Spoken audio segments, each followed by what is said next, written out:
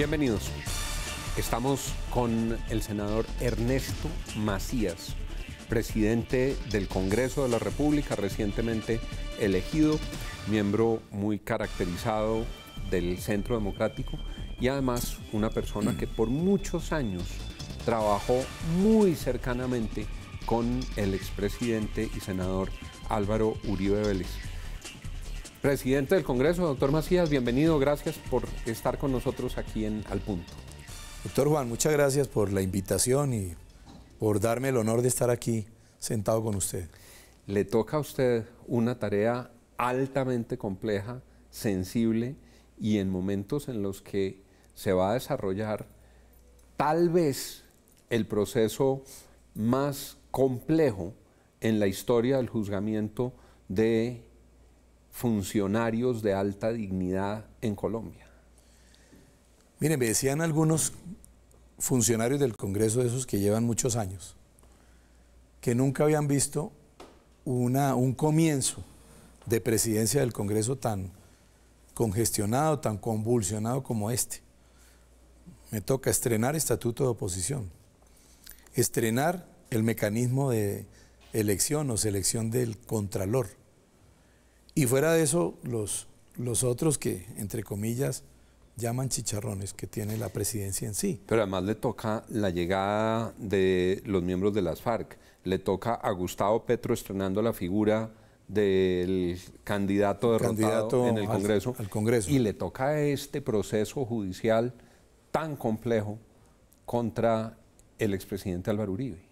Desde luego que sí, es que son cantidad de circunstancias que se reúnen allí. ¿Para dónde va ese proceso, senador? ¿Qué sigue en ese proceso? A ver, yo escuchaba parte o gran parte de la rueda de prensa que dio el presidente Uribe y la conclusión es que él tiene los elementos, tiene documentos, que escuchó todas las grabaciones que hay allí en ese proceso y que no hay una sola palabra, una sola, que lo vincule con un delito que tenga que ver con... Es decir, él no tiene absolutamente nada que ver con eso. No hay ninguna prueba que lo vincule con los cargos que con las imputaciones que le han hecho. ¿Por qué, se pregunta la gente, por qué va directo a la indagatoria? ¿No hay unos pasos previos para nuestros televidentes que no son abogados? No sé, él por ejemplo, alega algo, con razón diría yo. A mí todos los que llegamos al Congreso nos denuncian. Yo tuve un denuncio penal en la Corte, ya por fortuna hubo fallo inhibitorio, pero lo primero que yo hice fue solicitar una versión libre, me la concedieron. Él solicitó versión libre, no se la concedieron, fue directo a la indagatoria. Dice él que pedía la versión libre para entregar precisamente las pruebas que él tiene de que no tiene ninguna vinculación con eso. Hay una parte que no quedó muy clara. Concedieron una versión libre para unos hechos anteriores, pero frente a estos hechos lo llamaron directamente en indagatoria. Correcto. Estos últimos hechos, que son de este año, de febrero tal vez, simplemente fue directo a la indagatoria. Una indagatoria no es una acusación. No. Una indagatoria no es una condena. Correcto. ¿Qué sigue en ese proceso?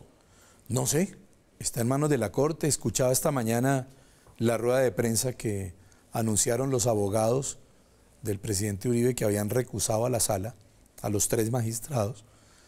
Desde luego, si hay una recusación, pues se suspende el proceso mientras resuelve la Corte. No sé si debe ser la sala plena la que resuelva esa recusación. Y pues si la aceptan tendrán que nombrar nuevos magistrados, nueva sala. La verdad no conozco esa parte. Le escuché decir, senador Macías, presidente del Congreso, que a usted lo habían abordado para este mismo caso. Correcto, recién pasadas las elecciones nuestras, las de marzo, en la sede que abrimos en Neiva para la campaña de Iván Duque, llegó una persona que es relativamente conocida a decirme que había un señor, un fulano, que quería hablar conmigo sobre un tema puntual que es que tenía una información. ¿Le mencionó este mismo tema? Correcto.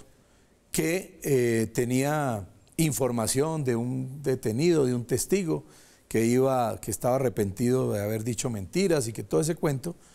Yo simplemente le dije, hombre, lleve al señor, que nunca lo vi, nunca supe quién era, llévelo a la fiscalía, a alguna autoridad, pero yo no tengo por qué recibirle esa información. Y entonces, como yo no recibí, se fueron para donde encontraron al representante Álvaro Hernán Prada, y él infortunadamente lo recibió sin saber de qué se trataba. De buena fe lo hizo. Escuché que habían buscado también a la senadora Paloma Valencia en algún momento. Creo que en otra parte la buscaron, porque es que es un señor que anda por todo el país en eso. Y el representante Prada, de acuerdo con esta versión, podría uno decir, mordió un anzuelo. Yo diría cayó en la trampa. Cayó en la trampa. Era una ¿Y la trampa, trampa sí. en qué consiste? ¿Cómo es esa trampa para nuestros televidentes? La trampa en este caso para nosotros, puntualmente o concretamente para él, para el representante Álvaro Hernán Prada, es vincularlo, mostrarlo como si fuese un mensajero que está llevando recados del presidente Uribe a una cárcel para decirle al testigo ese que se retracte y que le dan algunos beneficios, algún pago. Esa fue la trama que está allí. Y ahí hay de todo, ahí hay periodistas, hay cantidad de personas interesadas en eso. Y pues ahí van. Durante muchos años, senador Macías, usted estuvo al lado, pero cuando digo al lado no es cerca, no es en su partido, sino físicamente al lado de Álvaro Uribe. En su oficina estaba el escritorio de él y el suyo. Usted lo conoce muy bien. Usted lo estuvo visitando esta semana, la semana que acabó de terminar. ¿Cómo lo encontró? A ver, sí, en primer lugar, en virtud de que yo trabajé con él directamente, este tipo de personajes que se aparecen ocurrió antes también, porque eso aparece en personajes por todos lados, lo abordan a uno en un aeropuerto, etc. Pero a su pregunta, ¿cómo lo encontré? Tranquilo, pero sin embargo muy, como es su estilo, obsesionado por el tema de limpiar su imagen y de pues aclarar esta infamia. Dijo, totalmente. Libre o preso, combatiré esta infamia. Lo dijo ayer. Se lo escuché ayer. ¿Usted cree que Álvaro Uribe puede terminar preso? Sería muy grave. Sería muy grave porque, de acuerdo a los hechos que hay allí, uno no cree que eso ocurra. Pero además, que un proceso como tan atropellado, yo no creo que lleguen hasta allá. Sin embargo, uno de sus hijos, Tomás, decía que en ese proceso lo único que falta, en el expediente lo único que falta es la palabra, ordénese la detención o la captura. ¿Qué va a pasar con su renuncia? Él le mandó la carta a usted y está en una incapacidad médica. ¿Qué trámite tiene esa renuncia? ¿Qué cree usted que va a hacer el Congreso y él mismo qué va a hacer con la renuncia? ¿La mantiene? A ver, las renuncias, el trámite de una renuncia en el Congreso, ¿cuál es? Se radica en la secretaría respectiva, en este caso la del Senado, y pues desde luego el secretario informa de inmediato al presidente, acaba de radicarse esta renuncia, y el presidente tiene 10 días para tramitarla ante la plenaria. En este caso, como la carta me fue entregada a mí, yo la tengo. ¿Usted la tiene? La carta física la tengo yo guardada. Y entonces yo qué pensé, por simple decencia, respeto, con el presidente Uribe está en una incapacidad médica hasta el 3 de agosto. Eso es el viernes. Eso es el próximo viernes. ¿Qué dije yo? ¿Qué digo yo? Pues yo voy a tener la carta aquí hasta el viernes.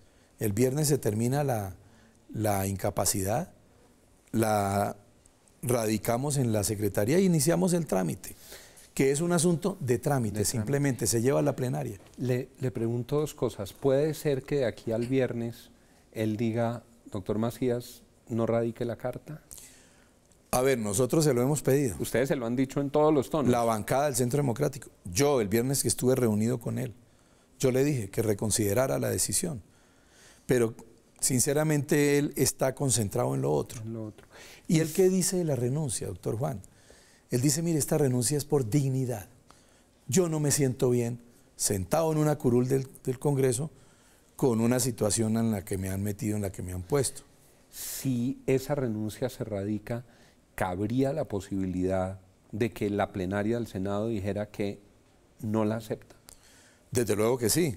No ha habido en la historia del Congreso ese hecho. Eso no se ha presentado, ese caso. Recientemente a nosotros nos tocó aceptar 2 renuncias. La última fue la del senador Carlos Galán, que se aprobó por unanimidad. Eso no se ha presentado, de manera que pueda que el Congreso tiene la plenaria, el Senado tiene las 2 alternativas. La vota mayoritariamente por el sí, porque se apruebe, o simplemente se niega. Es cualquiera de las 2 puede dar. Doctor Macías, si eso llega a suceder, ¿tendría el Congreso a los presuntamente responsables de algunos crímenes de lesa humanidad desde las FARC sentados legislando y Álvaro Uribe por fuera del Congreso? ¿Cómo interpretar ese episodio y sus efectos en la política colombiana? Es irónico. Ahora, antes de ingresar acá a estos estudios, me comentaba una periodista que alias Timochenko había dicho que Uribe tenía que someterse a la justicia. Yo digo, este es el mundo al revés. Es decir, que lo diga otra persona, vaya y venga. Pero un criminal de esa naturaleza, que esté diciendo que es que otra persona, cualquiera que ella sea, en este caso el presidente Uribe, que tiene que someterse a la justicia, es triste. Y lo que usted acaba de decir, allá están en el Congreso sentados 10 alias de estos, con todos los crímenes que han cometido, y a una persona como Álvaro Uribe están pues a punto de meterlo a la cárcel. ¿Cómo le ha ido con el arranque del estatuto de la oposición que usted me mencionaba? ¿Cómo le ha ido con el senador Petro empezando legislatura? No, mire, yo lo que he dicho es una cosa, doctor Juan. Primero, conmigo tendrán todas las garantías. Cualquiera dirá, pues, que es de ley. No. Lo que pasa es que las garantías deben ser para todos. Para los de la oposición, porque ahora los partidos o las bancadas tienen que hacer una declaración después de un mes o dentro del mes siguiente a la posesión del presidente de la República, tienen que hacer una declaración de independencia, de gobierno o de oposición. Y entonces yo he dicho, para los 3 sectores, se declaren como se quieran declarar, van a tener todas las garantías por igual. Pero también tengo que pedir el respeto por igual a todos. A todos. Usted que fue congresista, que fue senador, usted sabe, por ejemplo, el uso del tiempo. En esas sesiones intensas, pues le toca a uno como presidente decir, vamos a medir el tiempo, y el tiempo es así para unos y para otros. ¿Para dónde cree que van el Partido Liberal, Cambio Radical, el Partido de la U? ¿Van a ser partidos de la coalición de gobierno o usted los ve por fuera como independientes? Yo los he invitado a que sean partido de gobierno. De por sí ya hicimos una coalición para las dignidades del Congreso, para elegir mesas directivas, comisiones, etcétera. Y yo les he dicho, declárense partidos de gobierno, para que la agenda legislativa, no del presidente Duque, del país. El país está esperando mucho del Congreso. Sí. Yo creo cómo, que eso, cómo los ve? ¿Cree que...? Algunos bien, otros como muy callados en eso, pero hay unos muy decididos. Y yo espero que la mayoría de esos partidos que usted mencionó se declaren como partidos de gobierno. Nos queda un minuto final. A usted le corresponde la responsabilidad y además la dignidad de imponerle la banda presidencial al próximo presidente, al doctor Iván Duque. ¿Cómo vio el arranque de ese gobierno con lo que anticipa su gabinete? A ver, tengo ese inmenso honor que nunca me lo soñé en la vida. Un hombre de provincia, de clase media, llegar a estas alturas, nunca lo soñé. ¿Cómo veo el gabinete? Me gusta. Me gusta, ¿por qué? El presidente Iván Duque se tomó la libertad de escoger su gabinete para hacer un buen gobierno para el país. Y no le consultó a ningún partido político, incluido el Centro Democrático. Inclusive ahí hay voces en el Centro Democrático que incómodas por lo del gabinete. Yo soy uno de los que dice, hay que aplaudirlo, porque si así sigue todo el gobierno de Iván Duque, es maravilloso. Aquí hay que experimentar algo que el país quiere ver, y es desprender ese cuento de la mermelada, que el Congreso funciona si es que les dan o no les dan. Entonces, a mí el gabinete en general me ha gustado. Dios quiera que los ministros respondan, o mejor, correspondan a la responsabilidad tan grande que tienen. Y en este momento. Y en un momento tan difícil. Tan complejo. Ellos ojalá lo entiendan así. Tiene que mirar bien la banda antes de ponérsela para que le quede al derecho al señor presidente. Que el amarillo quede arriba. Que el amarillo quede arriba y no le pase lo que una vez le ocurrió a la hoy gobernadora del Valle, la doctora Dilian Francisca, sí, que puso la banda al revés. Usted eso ya lo tiene calculadito. Le prometo que voy a ensayar primero. Le tiene la medida. Sí. Sí, porque imagínese, el mundo entero viendo eso. Señor presidente del Congreso, Ernesto Macías, muchas gracias por haber estado con nosotros. A usted muchas gracias, muy querido por estar aquí. Y a ustedes, gracias por estar con nosotros en Al Punto. Sigan con Red Más Noticias.